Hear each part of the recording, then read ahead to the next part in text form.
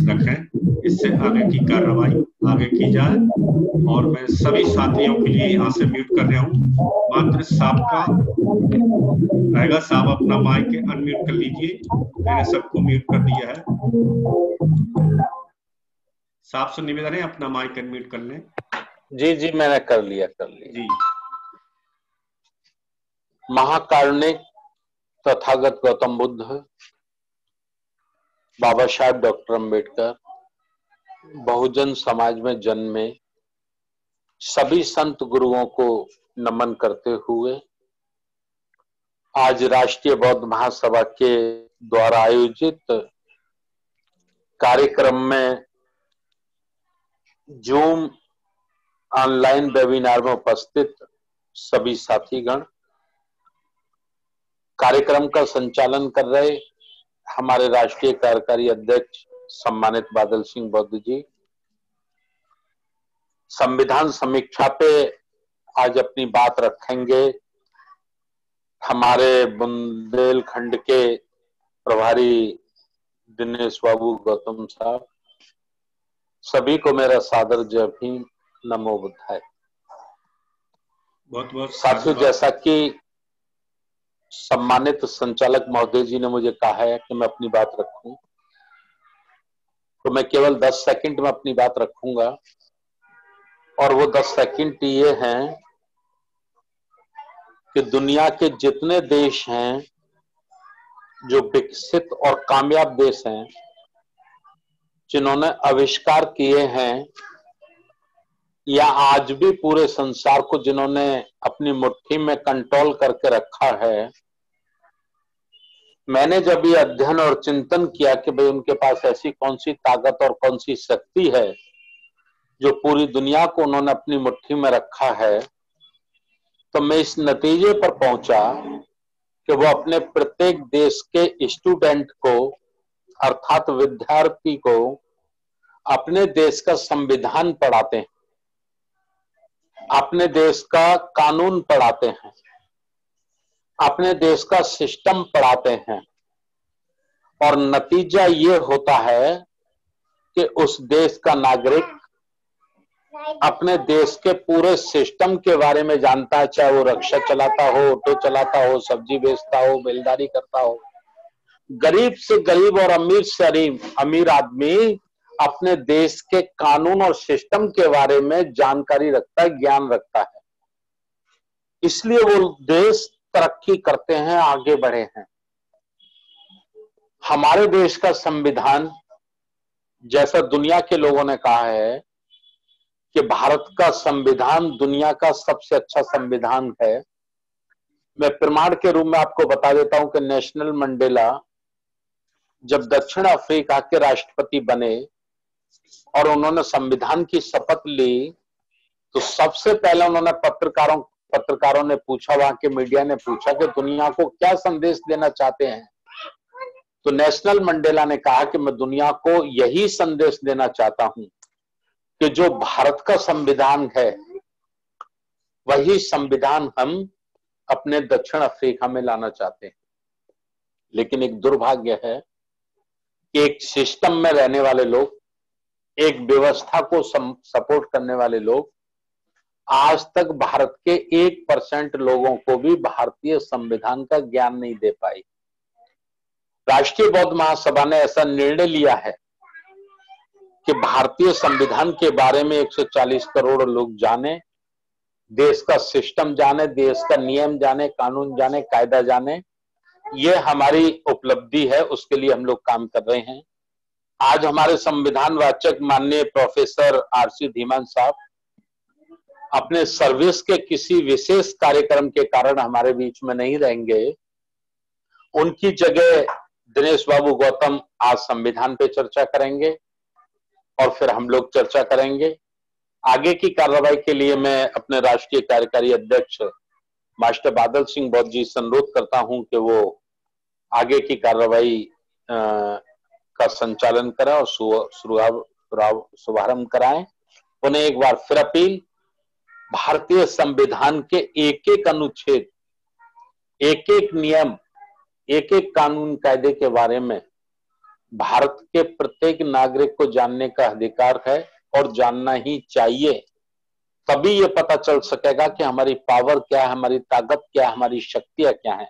बहुत बहुत धन्यवाद। बहुत बहुत साधुवाद माननीय नमो बुद्धाय, जय भीम महोदय। अब मैं आज के प्रबोधनकार डॉक्टर दिनेश बाबू गौतम साहब से अनुरोध करता हूं कि आज का अपना प्रबोधन रखें। माननीय डॉक्टर साहब गौतम साहब।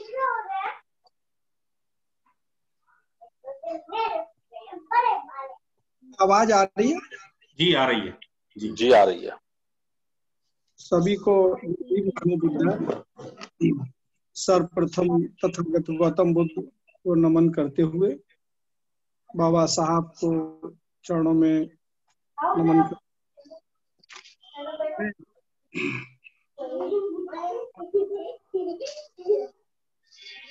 तो इस सभा की अध्यक्षता कर रहे माननीय प्रकाश भारती जी देना चाहता हूं कि उन्होंने मुझे यह मौका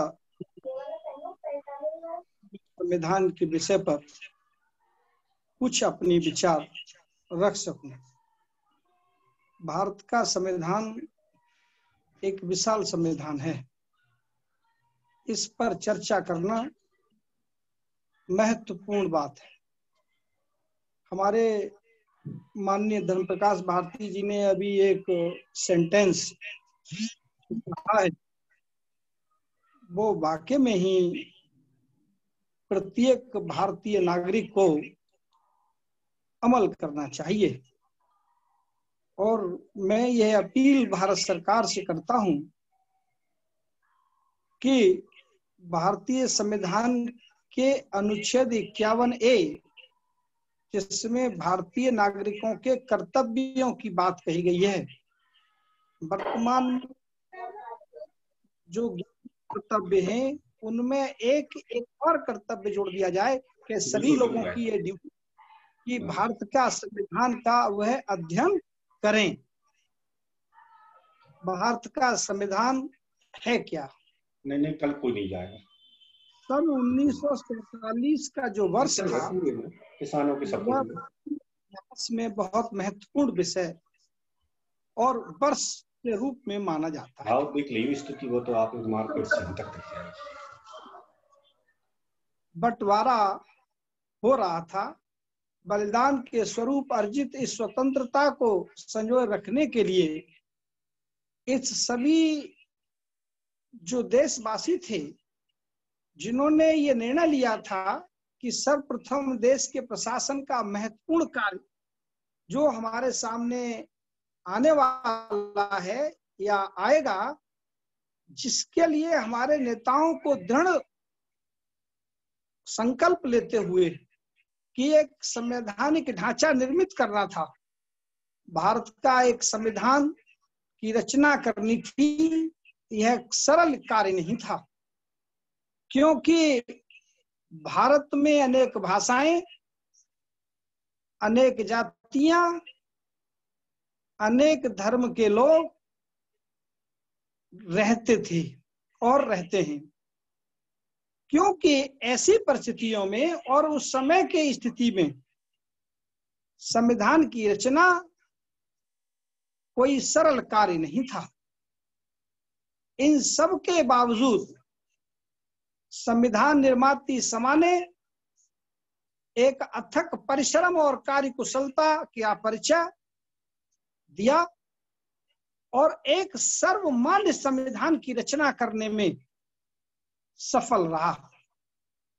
स्वतंत्रता के पवित्र दिन के पश्चात दूसरा ऐतिहासिक महत्वपूर्ण दिन जिसे हम आज मानते हैं रिपब्लिक डे के रूप में, जो 26 जनवरी सन 1950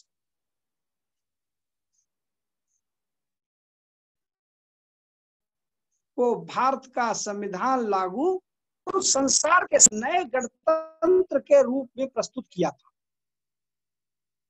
मानना यह है, भारतीय संविधान के विशेषज्ञ लोगों का कि भारत का संविधान वास्तव में तो 26 नवंबर सन 1949 को लागू हुआ था,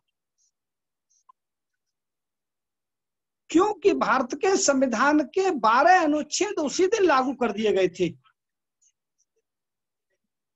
और उन संविधानों की जो बात करते हैं हम कि जो 12 अनुच्छेद उसी दिन लागू कर दिए गए थे, वो एक बड़े विस्तार बात है। मैं सबसे पहले भारत का संविधान और संवैधानिक विधि, इन 3 बातों पर बात करूंगा। पहला, संविधान क्या है, जिसे हम कहते हैं कि कॉन्स्टिट्यूशन।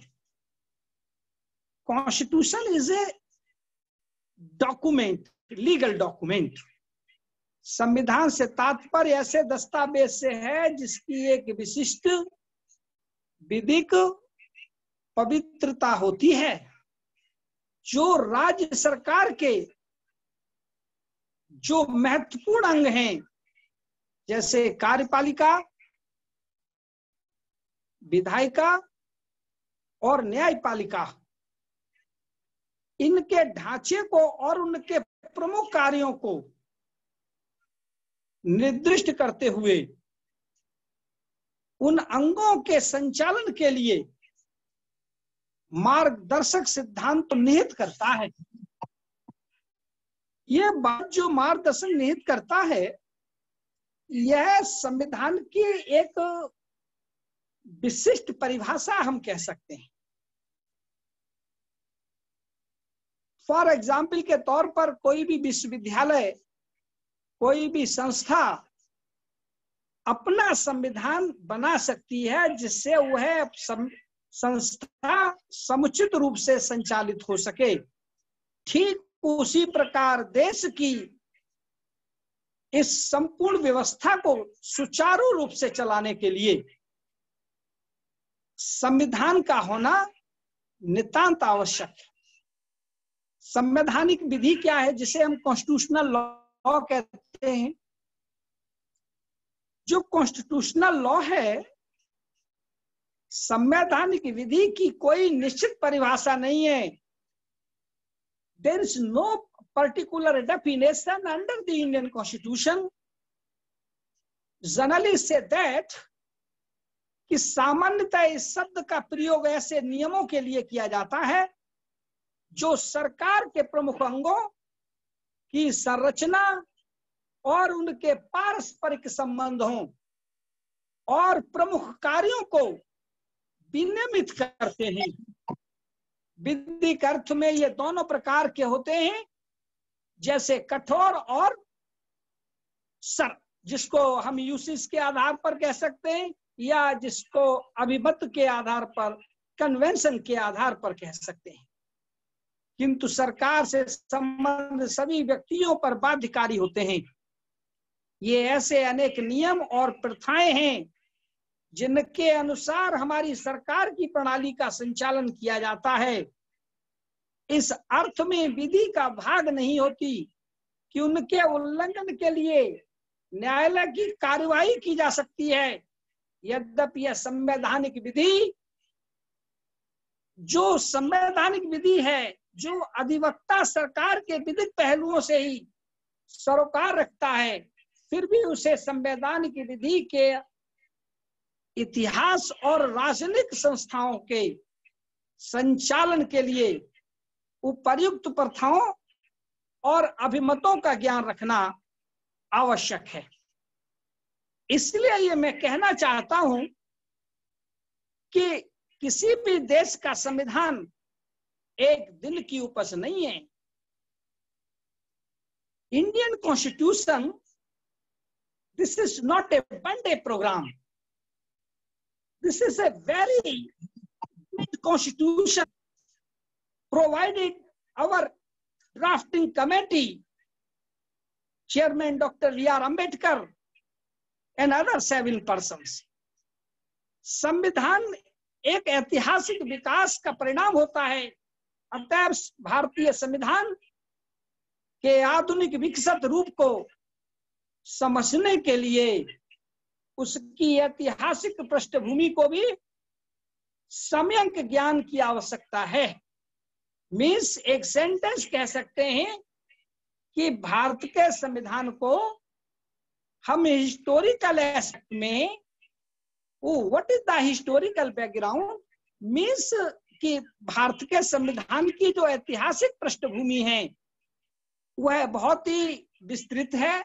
मैं उसे 4 शब्दों में कि भाई first of the regulating act जो 1781 में आया था, हम regulating act, act of settlement act, Pitt's India act and charter 1813, 1833 और चार्टर 1853 और Indian government act 1858, Indian government act 1909 और इंडियन गवर्नमेंट एक्ट 1919 और इंडियन गवर्नमेंट एक्ट 1935 मीन्स के एक्ट ऑफ सेटलमेंट एक्ट जो 1781 में आया था, जिसमें सेटलमेंट एक्ट की त्रुटियों को दूर करते हुए ये बात क्लियर कर दी गई थी कि उस रेगुलेटिंग एक्ट में जो कमियां थी उनको सेटलमेंट एक्ट के जरिए पूरा कर दिया गया था।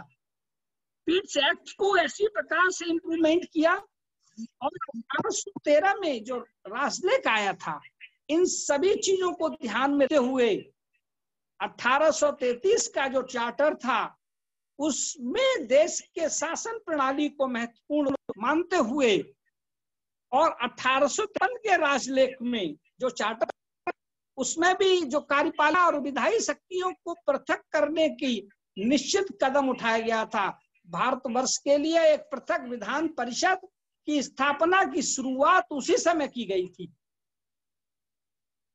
इसके अलावा अगर हम बात करते हैं भारत सरकार अधिनियम 1858 की, तो बहुत ही महत्वपूर्ण जो बातें उसमें रखी गई और 1858 के बाद के जो अधिनियम हैं, जिन अधिनियमों को हमने जो चर्चा की है कि इंडियन गवर्नमेंट एक्ट 1909, भारत सरकार अधिनियम 1919, भारत सरकार अधिनियम 1935, जो भारत सरकार अधिनियम 1935 है वो एक महत्वपूर्ण दस्तावेज है।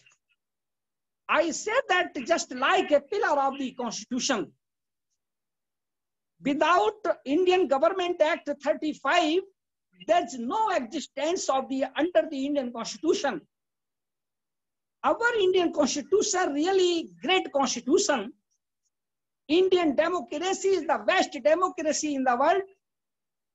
Indian Constitution, every article is related to Indian people. Indian Constitution, every chapter is related to particular person and every pupil. So I appreciate all the Constitution Committee members and also appreciate to Dr. Rajendra Prasad contributed our Samvidhan, means our Constitution. Very important things. Bharat सरकार अधिनियम संघात्मक सरकार की स्थापना इसी अधिनियम में की गई थी। केंद्र में जो डबल शासन की स्थापना की जो बात है वो भी इसी अधिनियम में रखी गई थी। प्रांतों में स्वायत्त शासन की स्थापना की जो बात थी वो भी इसी अधिनियम का हिस्सा था। केंद्रीय विधानमंडल भी इसी अधिनियम की बात करती थी। प्रांतीय शासन व्यवस्था जो 1935 के एक्ट में जो जिक्र किया गया था और प्रांतीय विधानमंडल, केंद्र और प्रांतों के बीच जो पावर्स हैं, जो डिवीजन है, उसका विभाजन और फेडरल न्यायालय की स्थापना। So these are some points, the very important salient feature of the Indian Government Act 1935. So I know what do you mean the federal court. Federal न्यायालय की अधिकारिता अगर मानेंगे तो उस जमाने में ये माना गया था कि यह एक संघीय न्यायालय है, जो वर्तमान में सुप्रीम कोर्ट के रूप में हम उसको आज हमारे भारत के संविधान के अनुसार दिया गया है। और भारतीय संविधान के अनुच्छेद 124 से लेकर के 147 तक उसका जिक्र किया गया है। और भारत के संविधान जो है आज, वो वाकई में ही अद्वितीय संविधान है। Really, I say that Indian Constitution is the largest constitution in the world. Why I say that the largest constitution in the world? According to the Indian Constitution, Article 1 to 395, this is the original article. At present time, I am going to 2020, so that the last 70 years, there's so many amendments, including this the important part of our constitution. So every amendment related to the Indian Constitution. Now that, so this is a largest constitution in the world. Anything the भारतीय संविधान की जो प्रमुख विशेषताएं, जिसमें प्रभुता संपन्न, लोकतंत्रात्मक, पंथ निरपेक्ष, समाजवादी गणराज्य की स्थापना। You know about the sovereignty कि राज्य उसे कहते हैं जो बाह्य नियंत्रण को सर्वथा मुक्त हो, अपनी आंतरिक और विदेशी नीतियों को स्वयं निर्धारित करता हो। इस संबंध में भारत पूर्णतः स्वतंत्र है। भारतीय संविधान की प्रस्तावना, with the people of India, this is the introduction of the Indian Constitution, this is the central idea of the Indian Constitution. So that this is the very important thing, the all of the India and Honorable Supreme Court of India also say that the particular one case in the Barubari versus Union of India, the preamble is not part of the Indian Constitution. This case overruled 1973. So this is the very popular case. The Kerala,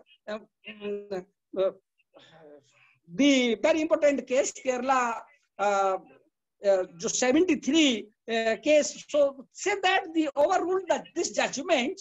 So I say that कि भारत के संविधान की प्रस्तावना का प्रत्येक शब्द और भारत की संविधान की प्रस्तावना भारत के संविधान का अभिन्न है और उसी का ही यह हिस्सा है। इसको हम अलग नहीं मान सकते।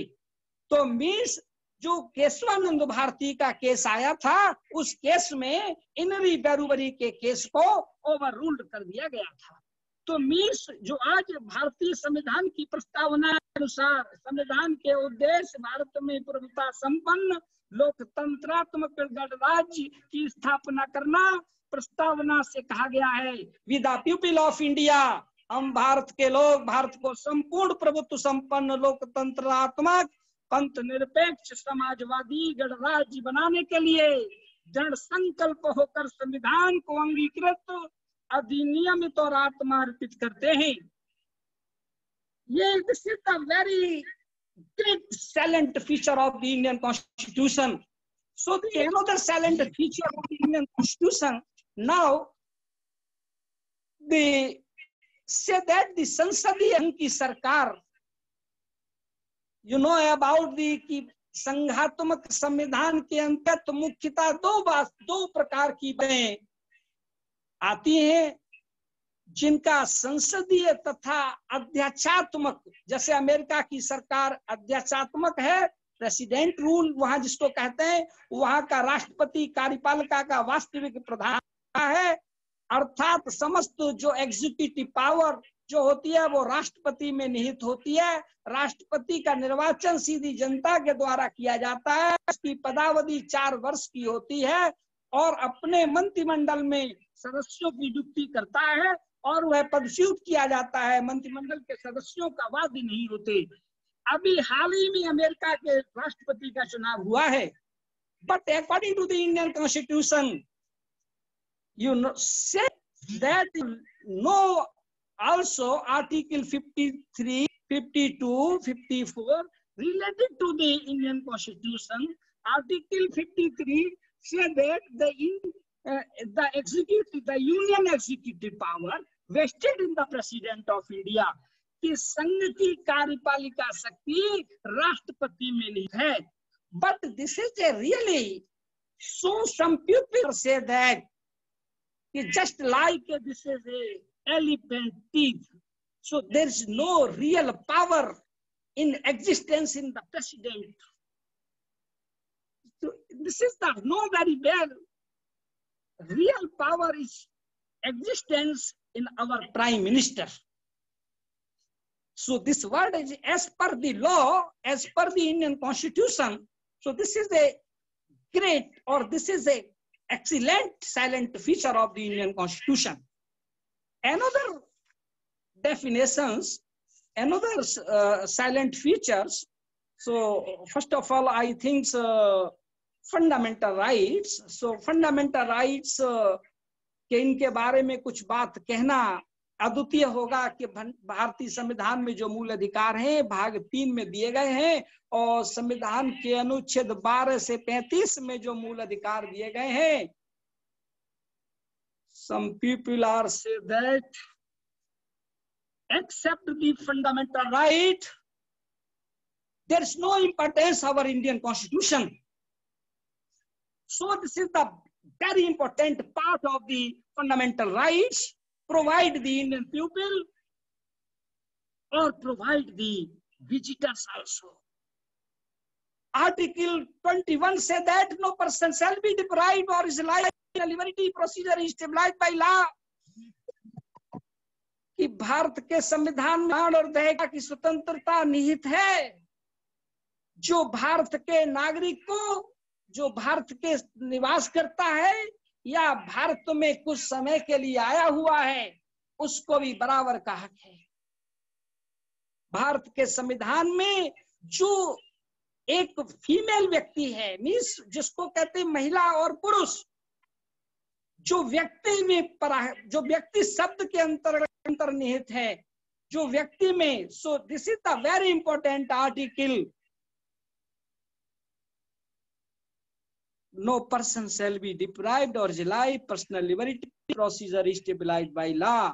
So कि हम कह सकते हैं भारत के संविधान में वर्तमान में 7 मौलिक अधिकार हैं और इन 7 मौलिक अधिकारों में सारे अधिकार महत्वपूर्ण है, चाहे वो समानता का अधिकार हो, स्वतंत्रता का अधिकार हो, धार्मिक स्वतंत्रता का अधिकार हो, या शिक्षा और संस्कृति का अधिकार हो, या हम ये कह सकते हैं कि संवैधानिक उपचारों का अधिकार हो. Doctor B R. अम्बेडकर ने ये बात कही थी कि जो संवैधानों का उपचार के अधिकारों की बात करते हैं, जो आर्टिकल 32 है, आर्टिकल 32 में जो बात कही गई है वो निस्संदेह बहुत ही अच्छी बात कही गई है. उन्होंने कहा था कि संविधान से अगर इसको हटिया जाए तो संविधान महत्वहीन माना जाएगा. सो भारत के संविधान की जो मूल अधिकार हैं बहुत ही महत्वपूर्ण विशेषता है. भारतीय संविधान का अगला जो पार्ट है चैप्टर 4, जिसको कहते हैं राज्य के नीति निर्देशक तत्व, directive state principle policy. Directive state principle policy under the Indian constitution article 36 to article 51, भारतीय संविधान के अनुच्छेद 36 से 51 तक राज्य के नीति निर्देशक तत्वों की बात की गई है. संविधान के एक वर्ड पर घंटों बोला जा सकता है, लेकिन यहाँ सिर्फ बात है कि भारत के संविधान की विशेषताएं हमें जनता तक पहुंचानी है. 3 बातें ध्यान रखना है राज्य के नीति निर्देशक तत्वों में, जो बहुत ही महत्वपूर्ण, जिनको कहा गया कि ये आयरलैंड के संविधान से वहां से लिया गया था जो इस कंसेप्ट को, और इस कंसेप्ट में जो बात रखी गई थी 3 बातें जिनको बहुत ही महत्वपूर्ण ढंग से सोशल जस्टिस की, इकोनॉमिकली, पॉलिटिकली, तो जो इन बातों को जो राज्य के नीति निर्देशक तत्वों में सन्निहित किया गया है कि राज्य के नीति निर्देशक तत्व जो लक्ष्यों के पूरक हैं और राज्य इन्हीं नीतियों तत्वों का पालन करके भारतीय संविधान की प्रस्तावना में कल्पित एक कल्याणकारी राज्य स्थापना कर सकता है। So the Indian constitution the exist the power the welfare state, कि कल्याणकारी राज्य कहां हम कह सकते हैं कि आज जनता को जो पुलिस प्रोटेक्शन मिला हुआ है, 100 नंबर पे फोन 112 पे तो पुलिस आ जाती है। ये भारत के संविधान के अनुच्छेद जो 36 से 51 तक राज्य के नीति निर्देशक तत्व दिए गए हैं, जो ड्यूटी है गवर्नमेंट की, उसी के तहत हमें सुविधा मिली। हम बात करते हैं भारत का संविधान फ्लेक्सिबल है, नम्य है और अनम्य अनोखा सम्मिश्रण है। यह भी एक बहुत अच्छी विशेषता है भारत के संविधान की। संघात्मक संविधान की एक प्रमुख विशेषता है उस परिवर्तनशीलता है।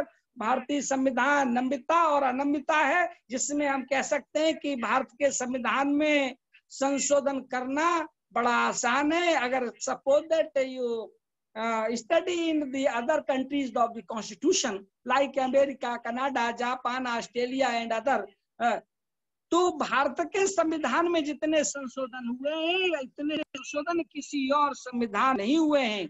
तो ये कहा जा सकता है कि भारत का संविधान बहुत ही सरल है, बिल्कुल एकदम सीधा है, जिसमें संशोधन आसानी से किया जा सकता है।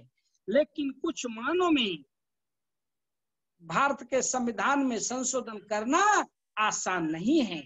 According to the Indian constitution article 368, so special provision regarding the amendment of the Indian constitution, के भारतीय संविधान में संशोधन के लिए जो बातें कही गई हैं अनुच्छेद 368 में, ये वाकई में ही कि भारत के संविधान में संशोधन किया जा सकता है और जनता के हित को ध्यान में रखते हुए 2/3 मेजोरिटी के साथ संशोधन कर सकते हैं। और ऐसी मेजोरिटी कई ऐसे मैटर्स आए हैं जो वुमेन एम्पावरमेंट बिल है वो आज भी पेंडिंग है, पास नहीं हो पाता। और कई ऐसे बिल हैं जिसमें अन्ना हजारे साहब ने एक जो लोकपाल के लिए जो 2013 में आया था, जिसमें संशोधन करके बहुत मुश्किल लाया गया है। तो कई ऐसे बिल थे जो बड़ी मुश्किल से लाए गए, जिससे इजी गोइंग संशोधन नहीं हो सका। दूसरा हम कह सकते हैं केंद्रोन्मुख सरकार की, जो केंद्रोन्मुख संविधान है हमारा भारतीय संविधान की, यह एक महत्वपूर्ण विशेषता है। संघात्मक होते हुए भी इसमें केंद्रीकरण की सबल प्रवृत्ति है। यह कहा जा सकता है कि भारत का संविधान एकात्मक कम है, संघात्मक अधिक है। But some people are say that कि भारत का संविधान एकात्मक है, संघात्मक नहीं है। तो भारत का संविधान ये कहा जा सकता है कि भारत के संविधान में जो बहुत अनुच्छेद है, कई अनुच्छेदों में जिक्र है इसका, बहुत ही डिटेल में हम जा सकते हैं।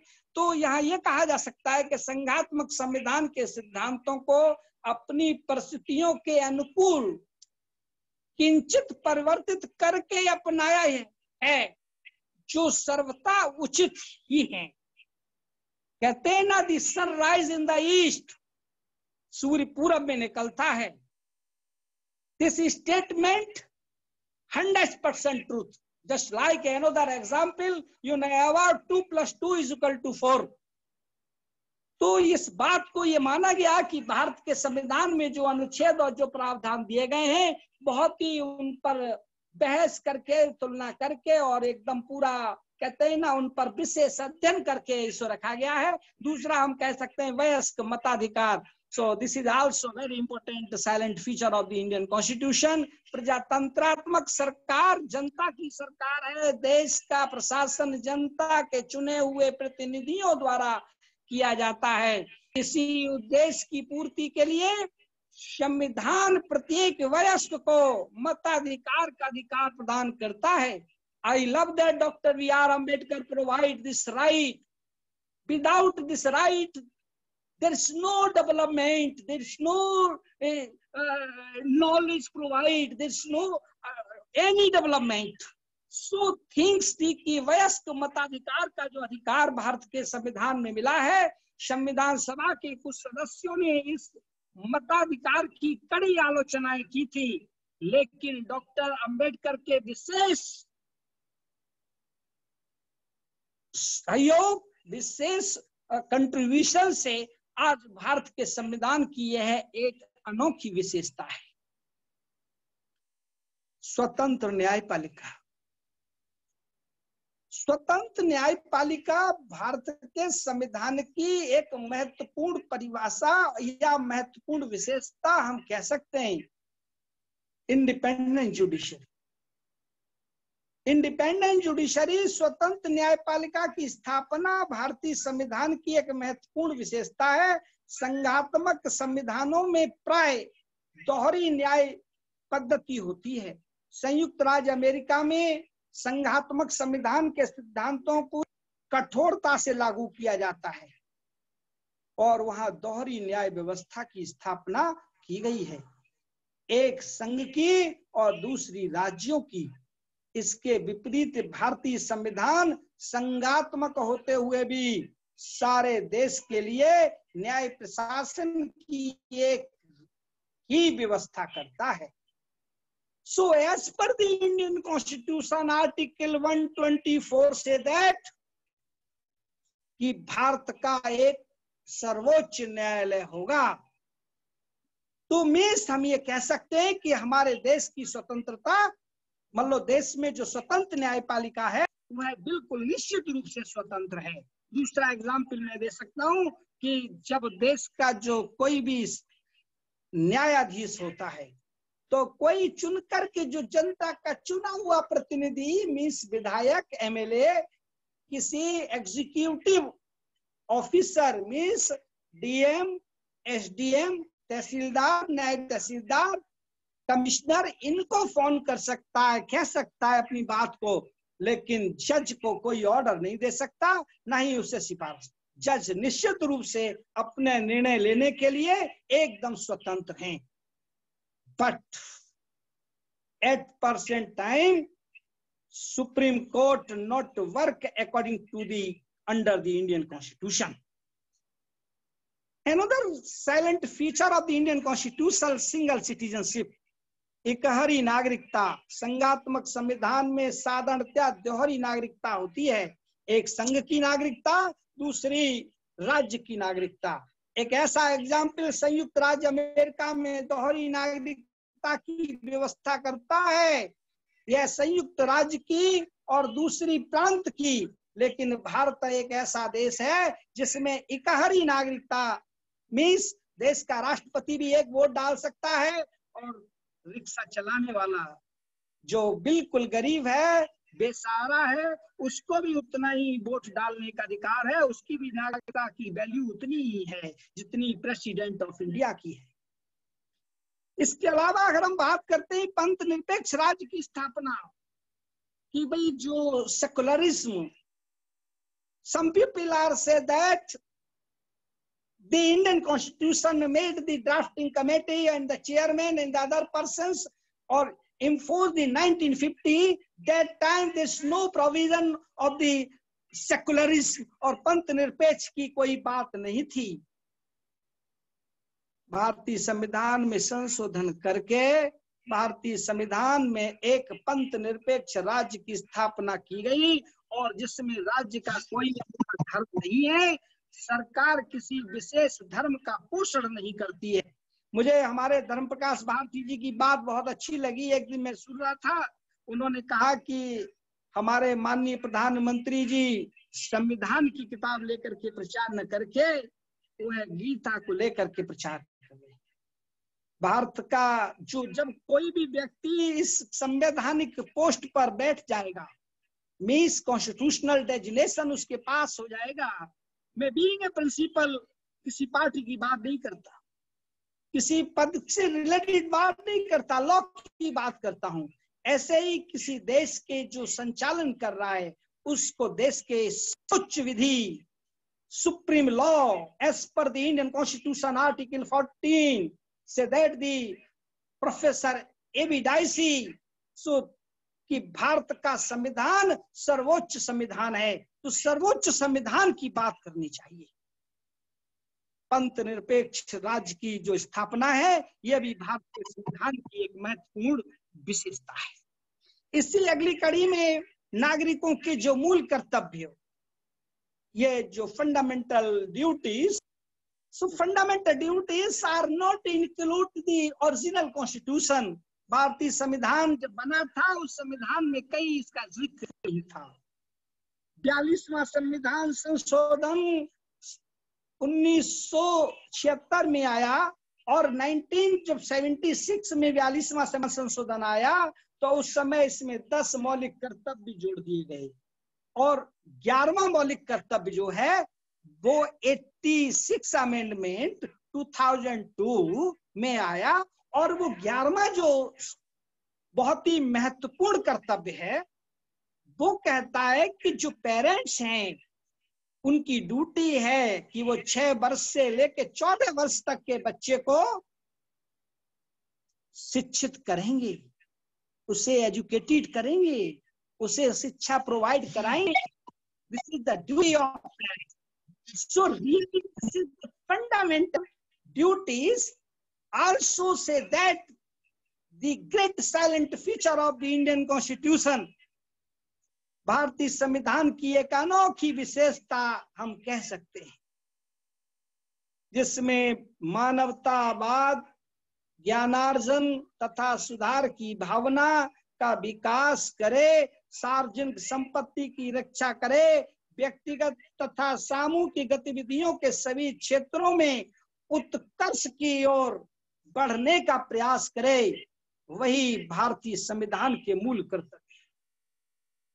इसी कड़ी में अगली जो विशेषता में बताने आपको जा रहा हूं, जिसमें हम ये कह सकते हैं कि जो emergency provisions as per the Indian constitution really very wide, भारतीय संविधान के अनुच्छेद 352 से 360 तक जो आपात उपबंधों की बात की गई है, emergency provisions, as per the Indian constitution article 352 say that कि भारत का राष्ट्रपति को यह समाधान हो जाएगा कि युद्ध, आक्रमण और सशस्त्र विद्रोह से देश की सुरक्षा संकट में है तो वह आपात की घोषणा कर सकता है। According to the another article, particular article say that the 356 अनुच्छेद 356 के अधीन यदि राष्ट्रपति को किसी राज्य के राज्यपाल से रिपोर्ट मिलने पर अन्यथा यह समाधान हो जाता है कि उस राज्य की स्थिति में ऐसा संकट उत्पन्न हो गया है, जो सरकार संकट में आ रही है, तो उस पर्टिकुलर राज्य में भी वह राष्ट्रपति शासन लगा सकता है। मीन्स राष्ट्रीय जो आपात उपबंध हैं, जो बहुत ही जिसको कहा जाए महत्वपूर्ण विशेषता है, जिसमें आर्टिकल 360 है, जो अभी आपने देखा जब एक नोटबंदी का दौर चल गया था। अभी आपने कुछ समय पहले जो कोरोना वायरस की जो लॉकडाउन पीरियड में वो सिचुएशन किसी उस स्थिति से कम नहीं थी। कौन सी स्थिति? जो आर्टिकल 360 में दी है, लेकिन ऑफिशियली ये नहीं लागू हुआ है। इसीलिए हम ये कह सकते हैं कि भारत के संविधान की जो विशेषता है कि आपात उपबंध की जो ये भी एक अद्वितीय विशेषता है। इसके अलावा भारतीय संविधान में जो संशोधन की जो विशेषताएं हैं कि भारतीय संविधान में संशोधन जा सकता है, ये भारतीय संविधान के अनुच्छेद 368 में संशोधन 2/3 मेजॉरिटी के अनुसार ला सकते हैं और भारतीय संविधान के किसी भी आर्टिकल में संशोधन किया जा सकता है। और लेकिन as per the supreme court full bench judgment, so many things means महत्वपूर्ण भाग जैसे मौलिक अधिकार, राज्य के नीति निर्देशक तत्व और अन्य चीजें जैसे स्वतंत्र न्यायपालिका, इनमें संशोधन करके मतलब संविधान को डिस्टर्ब नहीं किया जा सकता। मीन्स संविधान की मूल भावनाओं को संशोधन करके भी नहीं है उसमें हटाया जा सकता। तो मीन्स ये कहा जा सकता है कि भारत का जो संविधान है संशोधन किया जा सकता है, जनता के हित को दृष्टिगत रखते हुए, और माननीय सर्वोच्च न्यायालय ने एक केस आया था SR बॉम्बई बनाम भारत संघ, ये केस 1993 में आया था। इस भारतीय संविधान एक परिसंघात्मक संविधान है और परिसंघवाद संविधान का आधारभूत ढांचा है। न्यायमूर्ति सावंत और कुलवंत सिंह ने ये बात कही थी कि भारतीय संविधान में परिसंघवाद के सिद्धांत की प्रबलता है, मीन्स डोमिनेंट है, इसका किसी तरह से ह्रास नहीं हुआ है। और भारत का संविधान डे टू डे अपनी प्रासंगिकता को बटोर रहा है। भारत का संविधान दिन प्रतिदिन अपनी महत्वता को और बढ़ा रहा है। अभी मैंने माननीय प्रधानमंत्री से मन की बात का मैं एडवाइजर हूं, तो मैंने उन्हें लिखित में ये प्रेषित किया है कि जो हमारे विधि के छात्र हैं, जो LLM कर लेते हैं, उन छात्रों की संख्या दिन प्रतिदिन बढ़ती जा रही है और उनको कोई रोजगार नहीं मिल रहा। तो क्यों ना उनको ये शिक्षा का जो अधिकार की हम बात करते हैं कि कक्षा 6 से और कक्षा 12 तक विधि की शिक्षा कंपलसरी कर दी जाए। IPC के तहत अगर कोई व्यक्ति फॉर एग्जाम्पल AB का मर्डर कर देता है और ये पिली लेता है कि मुझे देयर इज नो आइडिया, कि मुझे इस बात की जानकारी नहीं थी कि इस मर्डर करने में ये सजा मिलेगी, तो उसे इस बात से माफ नहीं किया जाएगा। मीन्स कि भारत के प्रत्येक नागरिक को संविधान आना चाहिए, विधि आनी चाहिए। इसलिए भारत के संविधान का जो सिलेबस है, जो कक्षा 6 से 12 तक चल रहा है, उसमें कंपलसरी पेपर कर दिया जाए, जिससे हमारे विधि के बेरोजगार लोगों को रोजगार मिल सके। इसके अलावा लोग कहते हैं कि भारत के संविधान में बहुत ही अच्छाइयां हैं। लोगों का मानना है कि हाँ अच्छा है, मैं भी मानता हूं कि अच्छा है, बहुत अच्छा संविधान है और मैंने बहुत बारीकी से पढ़ा है। और संविधान के जो देश के प्रमुख वक्ता एडवोकेट सुभाष कश्यप, कई ऐसे डायनामिक पर्सनालिटी, KTS तुलसी एडवोकेट सुप्रीम कोर्ट के चीफ जस्टिस बाई के सब्रवाल, मैं उन लोगों से पर्सनली मिला हूं और उनसे मिलकर के मैंने कई ऐसी बातें डिस्कस की हैं जिसमें ये निकल के आया है कि भारत के संविधान में कुछ बुराइयां भी हैं। उन बुराइयों को मैं नजर कर देता हूं आपके सामने। जैसे राजनीतिक दलों का बाहुल्य, जो राजनीतिक दल हैं, भारत के संविधान में कहीं कोई लिमिटेशन नहीं है, कोई व्यक्ति नया दल बना सकता है। इसके कारण अनेक राज्यों की सरकारों का पतन हुआ है, अनेक बार सरकारें बनाने से कठिनाइयां आ पड़ती हैं। और ये जो है भाजपा, चाहे कोई और दल हो, कांग्रेस हो, चाहे संयुक्त मोर्चा हो, चाहे बहुजन समाज पार्टी हो, चाहे समाजवादी पार्टी हो, चाहे फॉरवर्ड ब्लॉक हो, चाहे कोई भी पार्टी हो, मीन्स भारतीय संविधान के अनुसार राजनीतिक दलों का बाहुल्य है, बहुत ज्यादा है, उसमें निश्चितता होनी चाहिए। ये एक बिग पॉइंट है। इसके अलावा अगर हम बात करते हैं इंडियन कॉन्स्टिट्यूशन के दूसरे बिग पॉइंट की कि क्या कमजोरी है, या दूसरे शब्दों में कहेंगे कि इसको आलोचना क्या कहेंगे, दल बदल का दोष।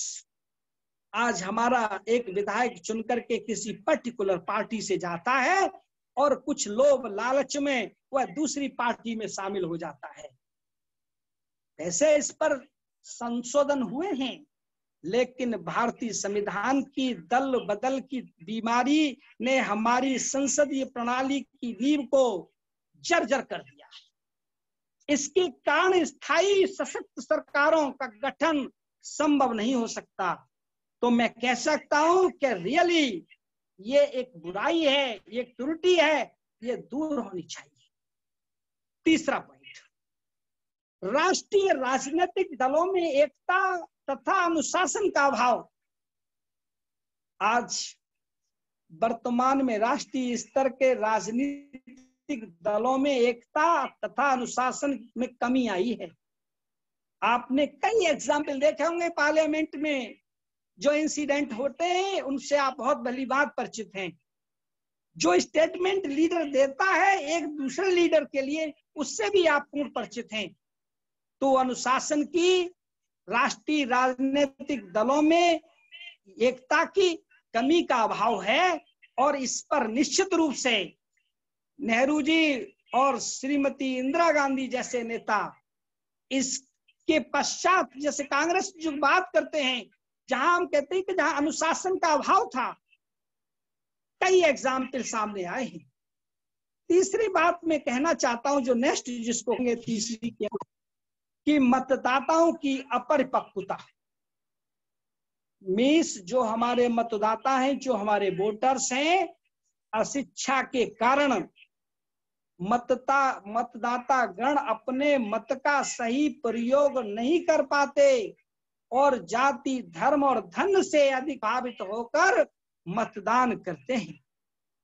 मीन्स कि पैसा मिल गया, शराब की बोतल मिल गई, तो उन्होंने उस पर्टिकुलर आदमी को वोट दे दिया, चाहे वो व्यक्ति एक बिल्कुल डेड ऑनेस्ट है, उसको वोट नहीं दिया। 1993 की एक घटना है, जब विधानसभाओं के चुनाव में उत्तर प्रदेश, मध्य प्रदेश तथा राजस्थान में से बहुत भूमिकाएं निभाई गई थी। राष्ट्रीय मुद्दों पर उनका ध्यान आकर्षित कराया गया था, लेकिन देश के संपूर्ण आपसे मेरा अनुरोध है कि समय में अपनी बात पूरी करें माननीय डॉक्टर साहब। मिनट मेरी रिक्वेस्ट है, मेरी अनुरोध है, मैं सिर्फ 1 मिनट लेना चाहूंगा। जी जी जी। कि जो हमारे जो उनकी परिपक्वता, मीन्स जो वोटर है अभी माइंडली वो सेट नहीं हो पाया है। जो लास्ट हमारी जो जिसको कहेंगे भी कि क्षेत्रीय दलों का अभ्युदय, जो आज रीजनल पार्टीज हैं, क्षेत्रीय दल जो भारतीय संसदीय प्रणाली को कमजोर करने में पर्याप्त भूमिका निभाती हैं। ये दल प्रांतीयवाद, क्षेत्रीयतावाद की भावनाओं को उभार कर मतदाताओं को प्रभावित करते हैं, राज्यों के लिए और अधिक स्वायत्तता की मांग और एकता अखंडता के लिए संकट उत्पन्न करते हैं। और राजनीति का अपराधीकरण, ये लास्ट एक जिसको कह सकते हैं हम, ये बुराई है जिसको दूर किया जा सकता है कि राजनीति का अपराधीकरण। आज राजनीति में अभी रिसेंट सुप्रीम कोर्ट ने एक जजमेंट दिया है कि किसी भी जो जिस पे केस चल रहे हैं, कोई नेता है तो दोबारा टिकट नहीं दिया जाना चाहिए, लेकिन कोई भी पार्टी, मैं नाम नहीं लेना चाहता, वो अपराधियों को ही टिकट देती है और देंगी, ऐसा मेरा मानना है। ऐसी राजनीतिक अपराधीकरण पर भी रोक लगनी चाहिए। मैं इन्हीं संक्षिप्त शब्दों के साथ अपनी वाणी को विराम देता हूं और एक अनुरोध करता हूं कि अगर किसी व्यक्ति को मेरी कोई बात समझ नहीं आई हो या उसके दिमाग में संविधान से संबंधित कोई प्रश्न, तो पूछ सकता है। जय हिंद, जय भारत। बहुत बहुत साधुवाद माननीय डॉक्टर साहब, आपने पूरी कोशिश की अपनी तरफ से संविधान संबंध संक्षिप्त में, क्योंकि संविधान ही इतना विशाल है, उसकी इतनी अच्छाइयां हैं कि हम संक्षिप्त में उसको नहीं रख सकते। आपके लिए बहुत बहुत साधुवाद। अब मैं हमारे एक छोटे से युवा हैं, उनने संविधान पे अपनी बात रखने की इच्छा जाहिर की है, कनिष्क खैरवार। तो मेरा उनसे अनुरोध है, इन्होंने मास कम्युनिकेशन से स्नातक किया है, तो मेरा आपसे अनुरोध है कि आप संविधान पर 5 से 10 मिनट के बीच अपनी बात रख सकते हैं। Kanishka Rahul ji.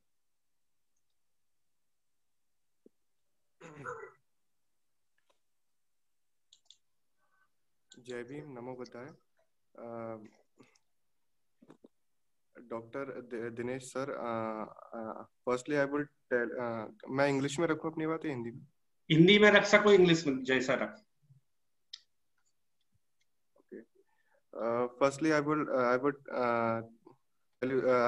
thanks to Dr. Dinesh Sir, you have amazing knowledge, and I have thank you for enlightening for us. You have great knowledge of Constitution, and thank you. Sir, Jai Bhim to all. Namaste. My name is Kanishk Aherwar. I have done mass communication from DV Indore. Connect Hindi में बोलो, हिंदी में ज्यादा समझेंगे लोग। Okay, तो मैंने अपना graduation journalism से मास कम्युनिकेशन से किया है, इंदौर DAVV से। और मैं धन्यवाद दूं बारिश अंकल जी का, जो उन्होंने मुझे यहाँ पे कहने का मौका दिया। संविधान के ऊपर मुझे इतनी नॉलेज नहीं है, पर जितना है मैं उतना थोड़ा बहुत है नॉलेज, मैं उतना आपको बताने की कोशिश करूंगा। हमारे संविधान में आर्टिकल 19 हमें एक अधिकार देता है, राइट ऑफ कुछ अधिकार देता है। आर्टिकल 19 क्लॉज 1 में हम कुछ राइट्स दिए हैं, जैसे हमें हिंदी में थोड़ा, नागरिकों को कुछ अधिकार हैं, जैसे बोलने का अधिकार, freedom of speech and expression, right to assemble peacefully and without arms. हम एक कोई सभा बना सकते हैं, संगठन बना सकते हैं, और to form association and union, to move freely throughout the territory of India. हम भारत के किसी भी कोने में जा सकते हैं, यह हमारा मौलिक अधिकार है। To reside and settle in any part of the territory of country, हम भारत के किसी भी कोने में अपनी रह सकते हैं, यह हमारा मौलिक अधिकार है। हम आप कहीं पे भी हम जमीन ले सकते हैं और वहां पे रह सकते हैं। टू प्रैक्टिस एनी प्रोफेशन और to carry out any occupation, trade और बिजनेस, हम अपने जिसमें हम रुचि रखते हैं, जैसे अगर हम डॉक्टर बनना चाहते हैं तो हम डॉक्टर भी बन सकते हैं, अगर हम इंजीनियर बनना चाहें तो हम इंजीनियर भी बन सकते हैं। जिस चीज में हमें रुचि है हम उसमें अपना भविष्य देख सकते हैं, ये हमारा मौलिक अधिकार है। संविधान में ये कुछ अधिकार है, पर ऑनरेबल सुप्रीम कोर्ट ने इस आर्टिकल 19 क्लॉज 2 में कुछ रिस्ट्रिक्शंस है, कुछ जो हमें कुछ रिस्ट्रिक्शन देती हैं, जैसे कि एक मिनट,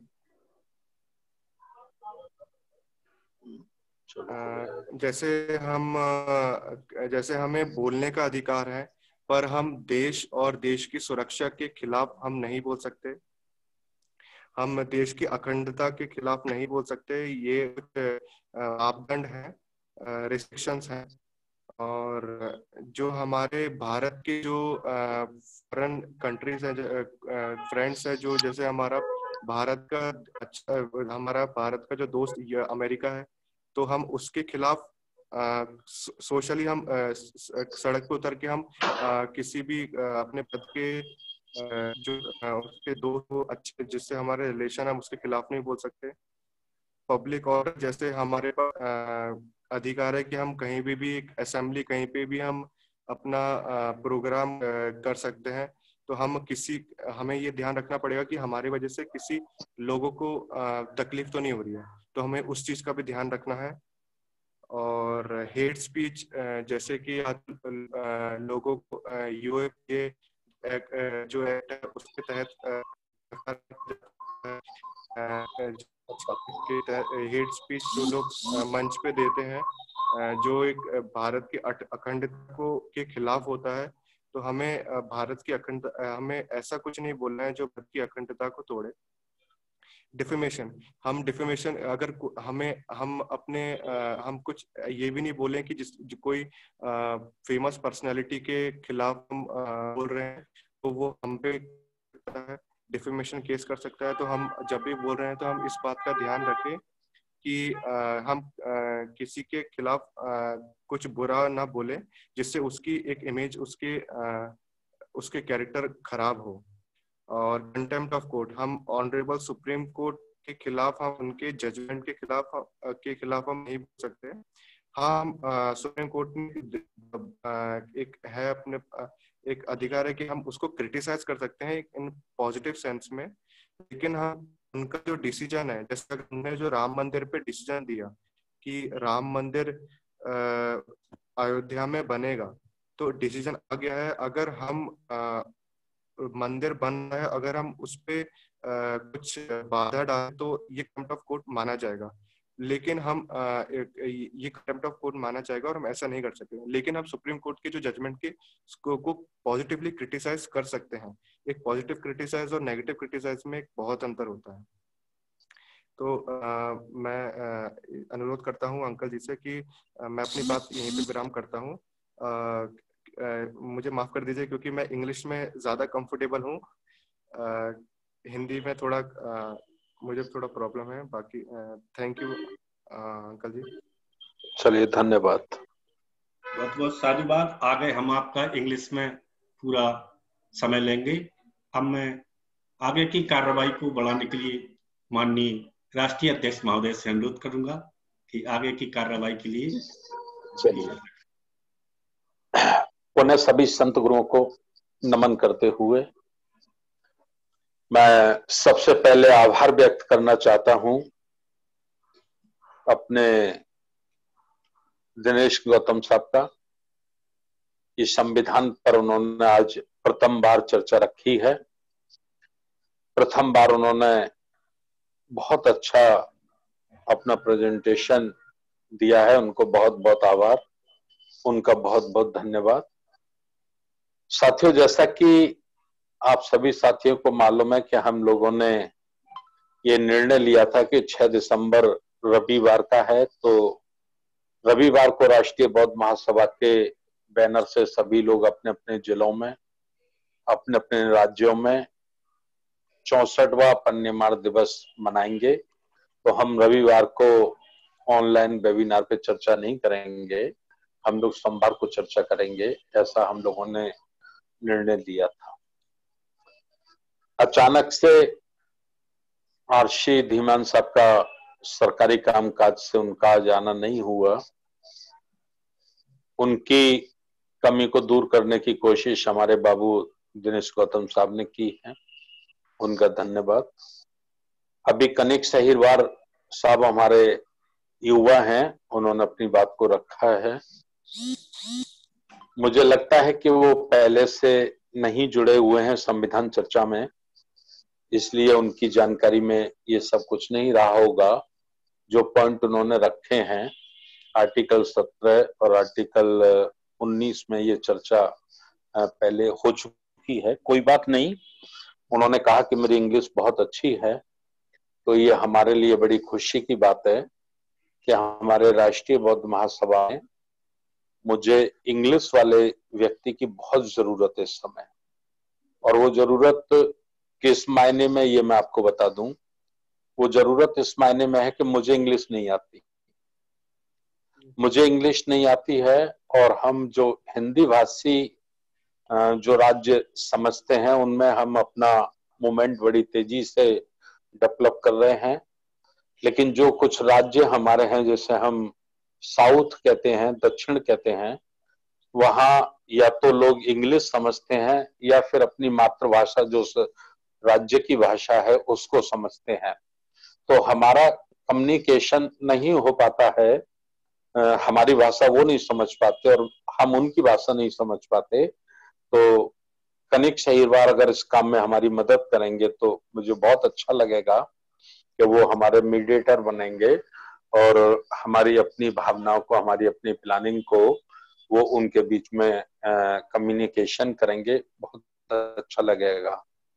खास बात मैं आज के बारे में आपको बता दूं, जो हमें 6 दिसंबर को करनी थी, वो पूरी चर्चा तो आज हम नहीं कर पाएंगे, 13 दिसंबर को करेंगे, रविवार को। 13 दिसंबर को छत्तीसगढ़ राज्य की तरफ से राज्य के समस्त जिम्मेवार साथियों का 1 दिवसीय वहां सम्मेलन रखा गया है, विचार गोष्ठी रखी गई है, जिसमें मैं भी पहुंच रहा हूं। और हमारे अन्य साथी भी वहां पहुंचेंगे। राज्य स्तरीय वो हमारा कार्यक्रम है।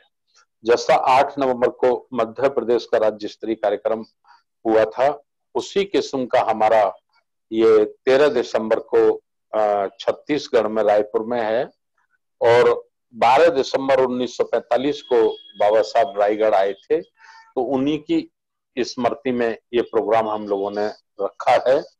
तो जितने लोग भी आप लोगों के छत्तीसगढ़ में रहते हो, मैं चाहूंगा कि आप लोग उनको जरूर टेलीफोन से एक बार मेरी तरफ से उनको निवेदन कर दें कि वो व्हाट्सएप पे एड्रेस है, पर्चा पंपलेट चल रहा है, नहीं होगा तो मैं और आपको भेज दूंगा दोबारा से। तो रायपुर में वो लोग जरूर उस कार्यक्रम में अपनी सहभागिता निभाएं, मिलें, ऐसा मैं आप लोगों से निवेदन करना चाहता हूं। खास इशू जो आज हमारे आपके बीच में है वो ये है कि बुद्ध धम्म की जो गति बड़ी तेजी से भारत में बढ़ रही है और बड़ी तेजी से बुद्धिज्म की ओर लोग आकर्षित हो रहे हैं, उससे आज देश की जो सरकारें हैं वो घबरा गई हैं, बड़े पैमाने पे घबरा गई हैं, चिंतित हो गई हैं। और उसमें बहुत बड़ा जो योगदान है वो राष्ट्रीय बौद्ध महासभा का है, आरबीएम का है।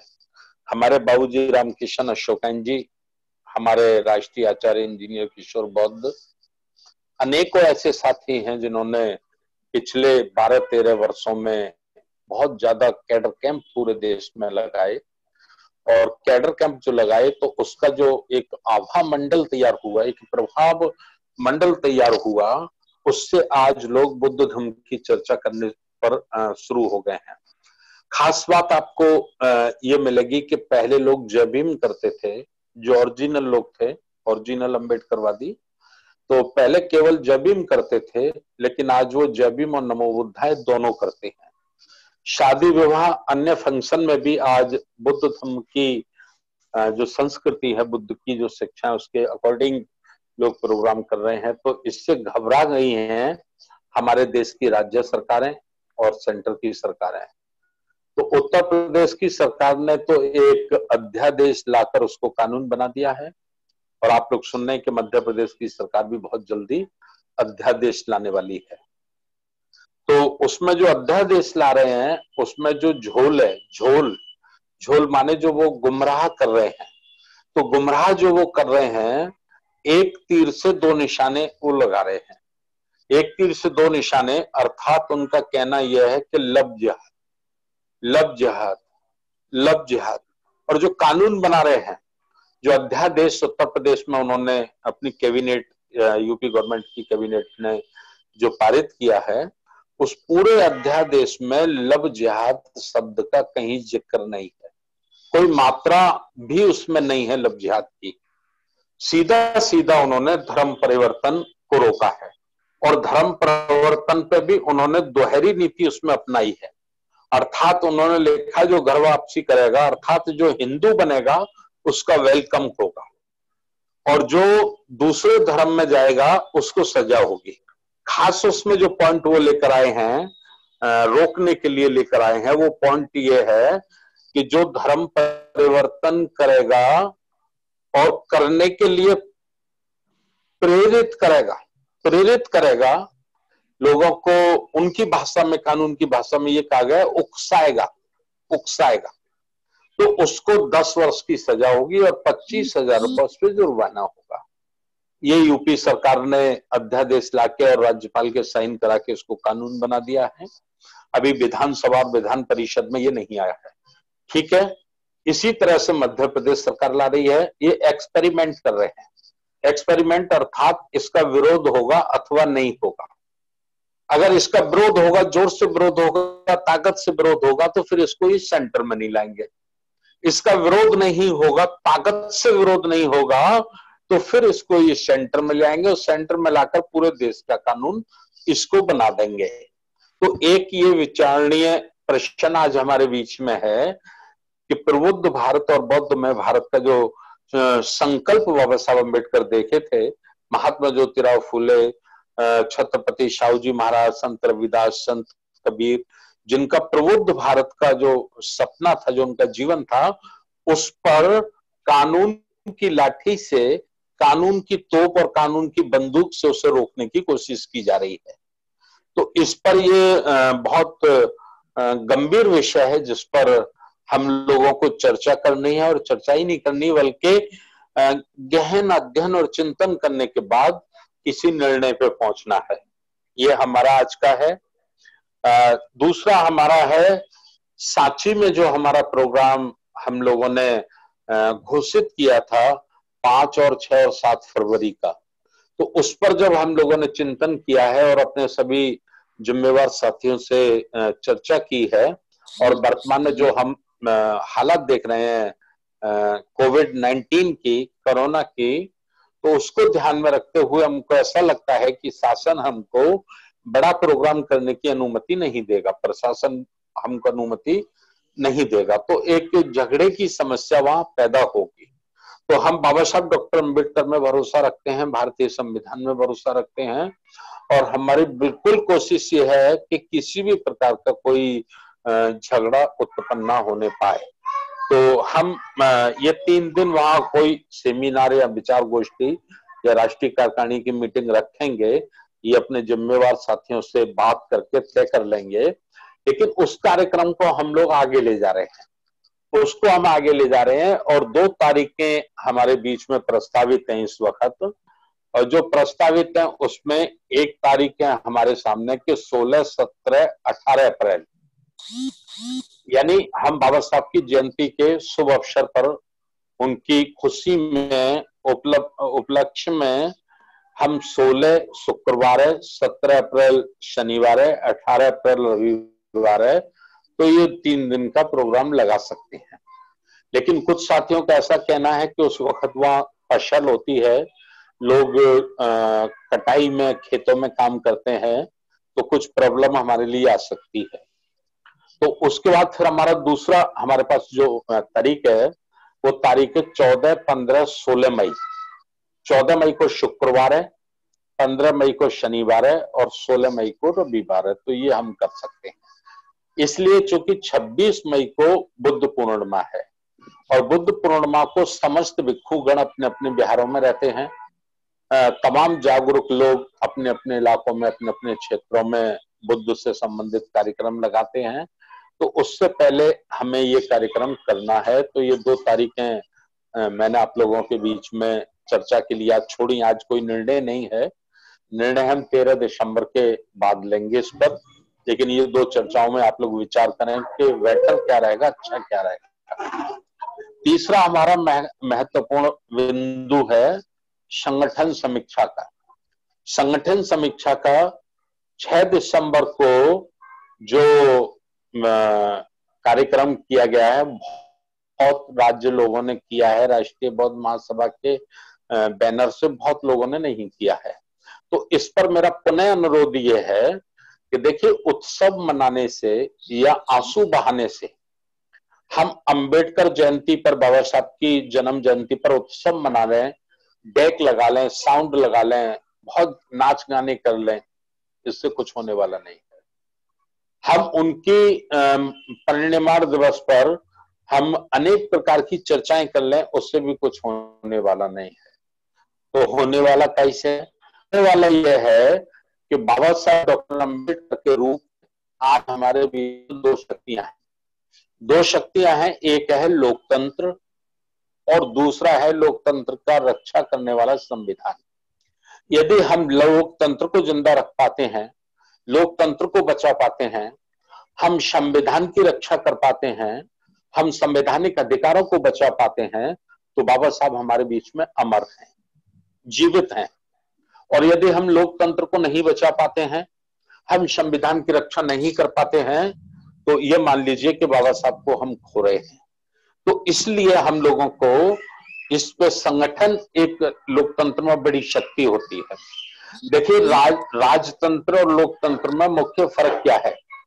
राजतंत्र में जिसकी सेना मजबूत होती थी, जिसके पास ज्यादा अस्त्र शस्त्र होते थे, जिसके पास दक्ष लड़ाकू होते थे, वो दूसरे राजा को पराजित कर देता था और अपना राज्य स्थापित कर देता था। लोकतंत्र में ये सब नहीं है। लोकतंत्र में यह है कि ज्यादा लोग किसका समर्थन करते हैं, जनाधार तय जनमानस में ज्यादा से ज्यादा लोग किस विचारधारा का समर्थन करते हैं।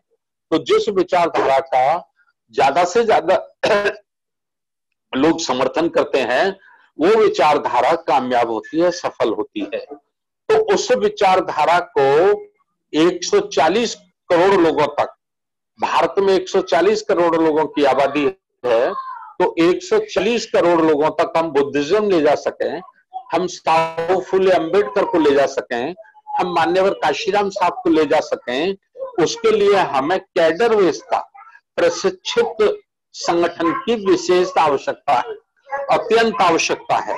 तो मैं अपने जिम्मेवार साथियों से ये निवेदन करना चाहता हूं कि आप बड़े पैमाने पर राष्ट्रीय बौद्ध महासभा के स्ट्रक्चर को आप खड़ा करने की पूरी ताकत के साथ कोशिश करें, जिससे एक सूत्र, एक विचारधारा के माध्यम से हम बुद्धिज्म को, साहू फुले अम्बेडकर और मान्यवर कांशीराम साहब को, संत रविदास को, संत कबीर को, हम बाबा गाडगे को, उनके महापुरुषों की विचारधारा को कायम कर सकें। ये मैंने संगठन के लिए आज आप लोगों से अनुरोध किया है। चौथा है, भारत में जो व्यक्ति संविधान का विरोध करता है, लोकतंत्र का विरोध करता है, ऐसे व्यक्ति को हमें देशद्रोही घोषित कर देना चाहिए। हमें देशद्रोही और उसको राष्ट्र के लिए खतरा घोषित कर देना चाहिए। जिसको भारत के संविधान में भरोसा नहीं है उसके लिए भारत में कोई जगह नहीं। जिसको भारत के लोकतंत्र में कोई भरोसा नहीं है उसके लिए भारत में कोई जगह नहीं है। जिसका भारत के कानून में कोई भरोसा नहीं है उसके लिए भारत में कोई जगह नहीं है। ऐसा आंदोलन, ऐसी वैचारिक क्रांति का हमको आगाज करना होगा। जब लोग जाकर संविधान को जलाना, संविधान की मुखालफत करना बंद करेंगे, तभी लोग हिंदू राष्ट्र की घोषणा करना और हिंदू राष्ट्र का भाषण देना बंद करेंगे। अब हम दरअसल करते क्या है, हम कभी एक्शन नहीं करते, हम रिजेक्शन करते हैं। जैसे हमारे बहन बेटी के साथ बलात्कार होता है, कत्लेआम होते हैं, सामूहिक हत्याकांड होते हैं, हम उसका रिजेक्शन करते हैं, जिंदाबाद मुर्दाबाद करते हैं, मोमबत्तियां लगाते हैं, जुलूस निकालते हैं, ज्ञापन देते हैं और बस धीरे धीरे करके हम उस घटनाओं को भूल जाते हैं। इसलिए जो देश का दुश्मन है, जो भारत का दुश्मन है, जो भारत राष्ट्र को दीमक की तरह कमजोर कर रहा है, वो अपने लिए कोई खतरा महसूस नहीं करता, अपने लिए वो कोई दुख महसूस नहीं करता और वो निडर होकर, निसंकोच होकर संविधान के खिलाफ भी बोलता है, लोकतंत्र के खिलाफ भी बोलता है और एक सांप्रदायिक या जो विनाशकारी विचारधारा है उस विचारधारा का वो प्रचार करता है। तो इस किस्म का हम लोगों को ये सब करना होगा। ये मैंने आपको चौथे नंबर पे बताया है। 5वें नंबर पे 14 मार्च रविवार का दिन है और 15 मार्च मान्यवर कांशीराम साहब की जन्म जयंती है। तो 14 मार्च को हम लोग कोई राष्ट्रीय बौद्ध महासभा के जितने प्रतिनिधि हैं उन प्रतिनिधियों का राष्ट्रीय लेवल का प्रोग्राम कहीं ना कहीं करेंगे। संभवतः हम दिल्ली में करेंगे, मालवनी करहाल में, या आगरा में करेंगे या सांची में करेंगे। ये साथियों के साथ चर्चा करके इसको हम तय कर लेंगे और इसमें प्रत्येक राज्य के जिला अध्यक्ष को उपस्थित होना होगा। तो जिन राज्यों में भी कमेटियां नहीं बनी हैं उन राज्य के संयोजक, सह संयोजक, उस राज्य के प्रदेश कार्यकारिणी के सम्मानित सदस्यगण, हमारे उस राज्य के अंतर्गत आने वाले राष्ट्रीय कार्यकारिणी के सदस्य गणों से मेरा अनुरोध है कि वो जिला संयोजक अर्थात जिला अध्यक्ष की नियुक्तियां जल्दी से जल्दी करें। तो ये 1 दिन का या 2 दिन का, 3 दिन का जो भी होगा, तो ये संगठनात्मक प्रशिक्षण होगा, इसमें बड़ी चर्चा होगी। ये साथियों रहेगा। कुछ बातें हमें करनी होंगी और वो बातें हैं जैसे शिक्षा और स्वास्थ्य। शिक्षा और स्वास्थ्य, संविधान इसकी हमको इजाजत देता है और संविधान की मूल मंशा है कि भारत में शिक्षा और स्वास्थ्य निःशुल्क होना चाहिए और शिक्षा एक समान होनी चाहिए, शिक्षा का एक सिलेबस होना चाहिए। तो जैसे राष्ट्रीय बौद्ध महासभा ने बड़े पैमाने पर बुद्धिज्म का वातावरण पूरे देश में तैयार किया है और लोग बुद्धिज्म की आज चर्चा कर रहे हैं, इसी प्रकार से हमको समान शिक्षा, समान सिलेबस, एक ही टीचर, एक ही स्कूल, एक ही पुस्तक और एक ही ड्रेस, चाहे उसमें राष्ट्रपति का बेटा हो, चाहे प्रधानमंत्री का बेटा हो, चाहे मुख्यमंत्री का बेटा हो, चाहे कलेक्टर एसपी का बेटा हो, या उनके घर में झाड़ू पोछा करने वाली हमारी बहन का बेटा हो। तो एक सिलेबस का, एक शिक्षा का, एक स्कूल, एक ड्रेस का हमें वातावरण तैयार करना है। और निःशुल्क स्वास्थ्य के जो बड़ी बड़े ये दुकानें खुल गई हैं, बड़े बड़े कारखाने खुल गए हैं, बड़ी बड़ी लूट मार हो रही है, इस पर भी हमको विवेक करना होगा। तो इस किस्म के ये मुख्य चर्चा है जो हमको करनी है। खास बात कहकर मैं अपनी बात को खत्म करूंगा। किसान आंदोलन कल भारत बंद का आह्वान किसानों ने किया है और हमें उनका सहयोग करना है। हमें क्यों सहयोग करना है, उसके बड़े दो कारण हैं। दो कारण ये हैं कि जो कृषि कानून सेंट्रल गवर्नमेंट लाई है, वो कृषि कानून के माध्यम से देश के किसानों को 5-6 उद्योगपतियों का, मात्र 5-6 उद्योगपतियों का गुलाम और लाचार बनाना चाहती है। अगर ये कृषि नए 3 जो कानून लाए गए हैं, इन 3 कानूनों को नहीं खत्म किया गया तो आने वाले 10 वर्षों में इस देश का जो अन्नदाता है वो बड़े बड़े लाला बनियाओं का, बड़े बड़े उद्योगपतियों का गुलाम हो जाएगा। और ये उसका एक कारण है। दूसरा कारण, इससे गवर्नमेंट के प्रवक्ता एक दलील दे रहे हैं, टीवी न्यूज के माध्यम से, टीवी चैनल के माध्यम से, अनेक माध्यमों से वो एक दलील दे रहे हैं कि भाई इसमें किसानों को चिंतित नहीं रहना चाहिए, किसानों को कोई नुकसान होने वाला नहीं है। तो इसकी खास बारीकी में एक आपको बता दूं कि पुराना जो कानून है, पुराने कानून में जो व्यापारी हैं उनको एक सीमा तक खरीदने की इजाजत है। जैसे कोई 1000 कुंटल खरीद सकता है तो 1000 कुंटल खरीद के ही स्टोर कर सकता है, उससे ज्यादा नहीं कर सकता। उससे ज्यादा करेगा तो वो जेल चला जाएगा, जमाखोरी का कानून उसका 3/7 लागू हो जाएगा। इन्होंने जो नया कानून पास किया है, उस नए कानून में उसको ओपन कर दिया है। ओपन अर्थात ये कर दिया है कि अगर एक व्यक्ति भी पूरे भारतवर्ष का सारा खाद्य अनाज, धान, चावल, दाल, XYZ जो भी है, उसको एक व्यक्ति भी खरीदना चाहे तो वो खरीद सकता है, वो स्वतंत्र है। इसका मतलब ये है कि ये 5-7 लोग पूरे देश का अनाज, धान, दाल, चावल, चीनी खरीद के डंप कर देंगे। 6 महीने उस पर ताला मार देंगे और जो गेहूं, जो आटा आज हमको 20 रुपए किलो मिल रहा है, उसको ये मोनोपोली के अंतर्गत 100 रुपए किलो बेचेंगे, 150 रुपए किलो बेचेंगे। जो इनका मन होगा उस तरह से ये बेचेंगे। जैसे एग्जाम्पल में मैं आपको बता दूं, गवर्नमेंट ने एक पॉलिसी बनाई कि हमको सरकारी टेलीफोन और सरकारी नेटवर्क को खत्म करना है। तो उन्होंने अनिल अंबानी से बात की। अनिल अंबानी की एक कंपनी जियो को उन्होंने शुरू किया और जियो पे उन्होंने फ्री चलाया, 2 वर्ष फ्री चलाया, धनाधन जियो नेटवर्क, धनाधन फ्री, जियो नेटवर्क धनाधन फ्री। और ऐसा करके उन्होंने BSNL को खत्म कर दिया और उसको प्राइवेट हाथों में बेच दिया। और आज सबसे ज्यादा लूट अगर कोई कर रहा है तो वो जियो नेटवर्क कर रहा है। ये कुछ बातें मैंने इसलिए आप लोगों के सामने रखी है कि लोकतंत्र खतरे में है। बाबा साहब डॉक्टर अम्बेडकर ने कहा है कि जो धन संपदा है, अगर वो डिसबैलेंस होगी, वो मुट्ठी भर लोगों के हाथ में चली जाएगी तो लोकतंत्र खतरे में हो जाएगा। भारत के प्रत्येक नागरिक का देश की संपदा में बराबर का हिस्सा है। इसलिए हमारे देश में राष्ट्रीयकरण होना चाहिए। हर संपत्ति राष्ट्र के नाम होनी चाहिए, हर संपत्ति देश के नाम होनी चाहिए, व्यक्ति के नाम नहीं होनी चाहिए, अर्थात निजीकरण नहीं होना चाहिए, उसका राष्ट्रीयकरण होना चाहिए। तो ये विशेष कुछ मुद्दों पे मैंने आज अपनी बात को रखा है। और संविधान पे चर्चा है तो संविधान के लिए मैं अगर इजाजत देंगे तो 2 मिनट और लेना चाहूंगा। संविधान में 10 अनुच्छेद ऐसे हैं, मैं 10 पे बात नहीं करूंगा आज, केवल 3 पे बात करूंगा। 10 अनुच्छेद ऐसे हैं जो आज वर्ण व्यवस्था में विश्वास रखने वाले लोगों को पसंद नहीं है, खास करके ब्राह्मणवादी व्यवस्था या मनुवादी व्यवस्था का समर्थन करने वाले लोगों को पसंद नहीं है। ऐसे 10 अनुच्छेद है। अगर वो 10 अनुच्छेद भारतीय संविधान में से निकाल दिए जाएं तो उन्हें भारतीय संविधान से कोई विरोध नहीं है।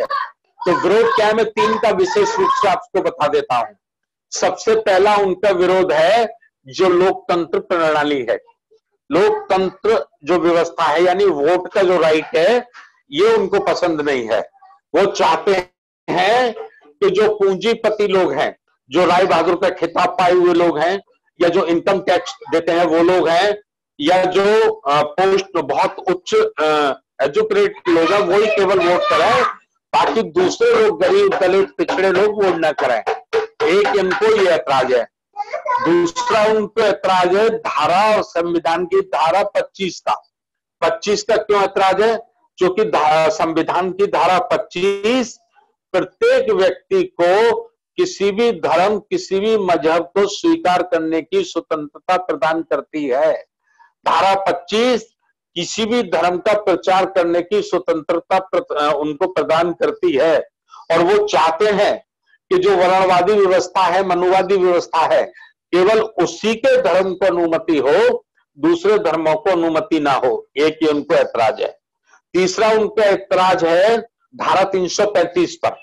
धारा 335 भारत में एससी और एसटी को सरकारी नौकरियों में उनकी आबादी के बराबर का हिस्सा प्रदान करती है। सरकारी नौकरियों में एससी एसटी की उनकी जनसंख्या के बराबर अनुपात होना चाहिए। चपरासी से लेकर डीएम, एसएसपी, प्रमुख सचिव तक उच्च पोस्टों पर, ये उनको बर्दाश्त नहीं है, इसका वो विरोध करते हैं। चौथी धारा है 340।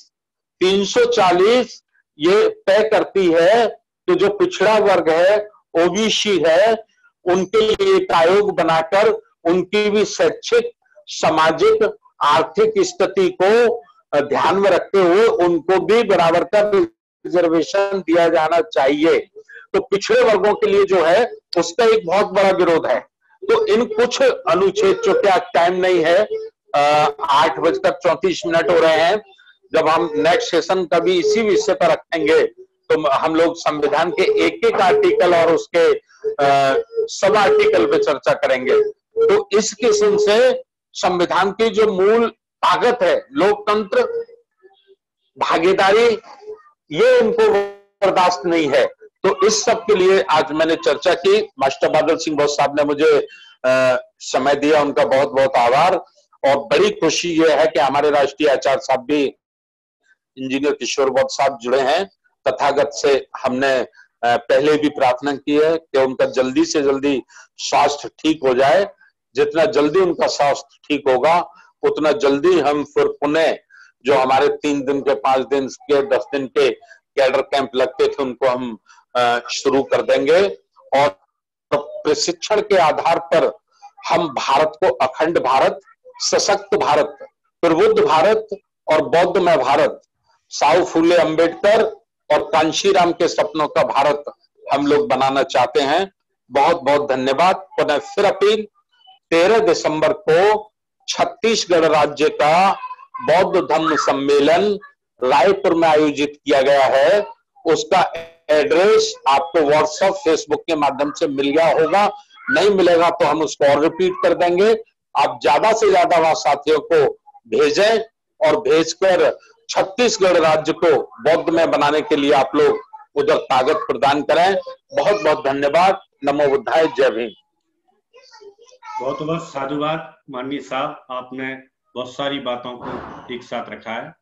अब मैं आचार्य जी से अनुरोध करता हूं कि हम सभी साथियों के लिए आप 1 मिनट हैं हमसे जय भीम नमो बुद्धाय कर लें आपके माइंड को खुलकर। इसके बाद कार्यक्रम को धम्म पालन गाथा से समापन किया जाएगा। माननीय आचार्य साहब, आपसे अनुरोध है। बहुत बहुत धन्यवाद।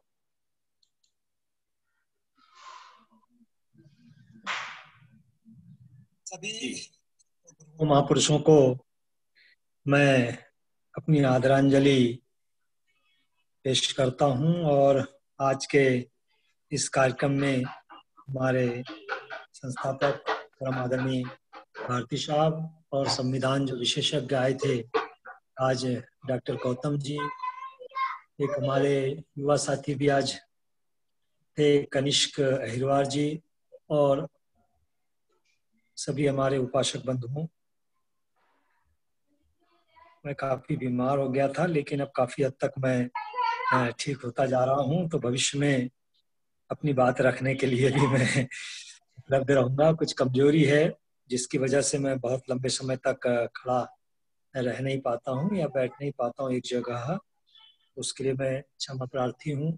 लेकिन कुछ ही दिनों में मैं स्वस्थ होकर जो हमारी प्रक्रियाएं थी, जैसा आदरणीय भारती साहब ने कहा कि 1 दिन के हों चाहे 2 दिन के हों चाहे 3 दिन के हों, जो हमने सिलेबस तैयार किया था, तो उस आधार पर हम अपने साथियों के बीच इस विचारधारा को लेकर जाने का प्रयास करेंगे। आप लोग मुझे इतना सम्मान देते हैं, उसके लिए मैं बड़ा आप लोगों के प्रति अनुग्रहित हूँ। आप लोगों को बहुत बहुत साधुवाद करता हूँ और अगली जो भी कार्यवाहियाँ होंगी उसमें मैं पुरजोर कोशिश करूँगा कि अनुशासित तरीके से मैं उसमें शामिल रहूं और अपने विचार भी व्यक्त करूं। सभी को बहुत बहुत जय भीम, नमो बुद्धाय। साधुवाद माननीय साहब। साथियों, बड़ी खुशी की बात है कि आचार्य जी अब भविष्य में हमको पहले के जैसा समय देंगे और हम पूरे उनके ज्ञान से लाभान्वित होंगे। ऐसी आशा माननीय आचार्य जी ने हम सबके सामने रखी है। हम उनके ज्ञान से आगे और इस संगठन को बढ़ाएंगे। अब हम धम्म पालन गाथा से सभी साथियों से निवेदन है कि हम धम्म पालन गाथा से आज के कार्यक्रम को समापन करते हैं। तो सभी एक साथ बोलेंगे, सब्बे सत्ता सुखी हन्तु सब्बे हन्तु चक्रेविनो सब्बे भद्राणि पश्यन्तु मा किंचित् दुःखमहागमा सब्बे सत्ता सुखी हन्तु सब्बे हन्तु चक्रेविनो सब्बे भद्राणि पश्यन्तु मा किंचित् दुःखमहागमा सब्बे सत्ता सुखी हन्तु सब्बे हन्तु चक्रेविनो सब्बे भद्राणि पश्यन्तु मा किंचित् दुःखमहागमा। साधु साधु बुद्धामि धम्मं नमामि संघं नमामि। सबका बहुत बहुत साधुवाद सभी साथियों का। सबका आज के कार्यक्रम की विधिवत समापन की घोषणा की जाती है। जय भीम, नमो बुद्धाय।